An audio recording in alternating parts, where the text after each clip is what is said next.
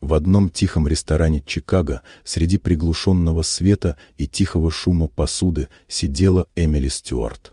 Она была в инвалидной коляске, выглядя безупречно в костюме на заказ, и никто не ожидал, что ее мир перевернется этим вечером.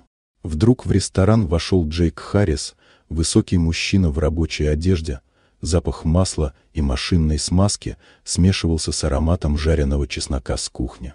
Его взгляд сразу остановился на Эмили, и, не произнеся ни слова, он подошел и положил руку на спинку ее коляски. Эмили замерла, но что-то внутри отозвалось доверием и спокойствием.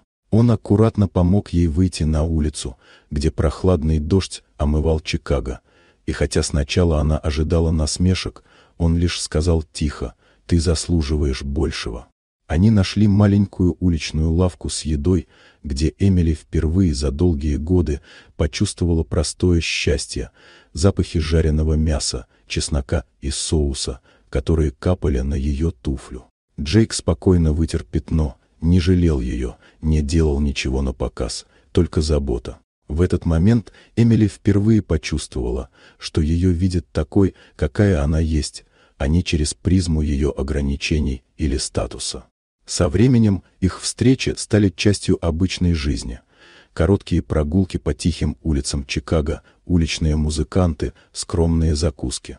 Джейк показывал ей мир без претензий, а Эмили училась доверять снова. Однажды они оказались на старом каменном мосту над рекой Чикаго.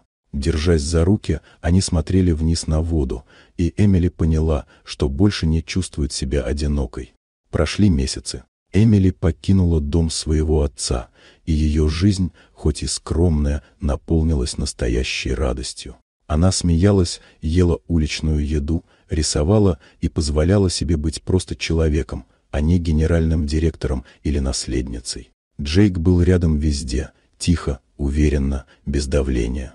На закате одного дня, среди простых лампочек в саду у старой мастерской, Джейк протянул ей руку, и они вместе покатились к тихому пляжу Чикаго. Там на песке Эмили сделала свои первые шаги за годы, поддерживаемые его руками.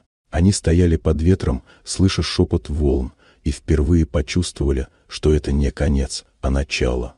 История Эмили и Джека о том, как доверие, забота и простые моменты способны исцелять, возвращать смелость и открывать сердце для любви даже после самых тяжелых испытаний. Вот такая удивительная история. Дорогие друзья, если вам понравилось видео, поставьте лайк, а также подписывайтесь на канал, впереди еще много интересного.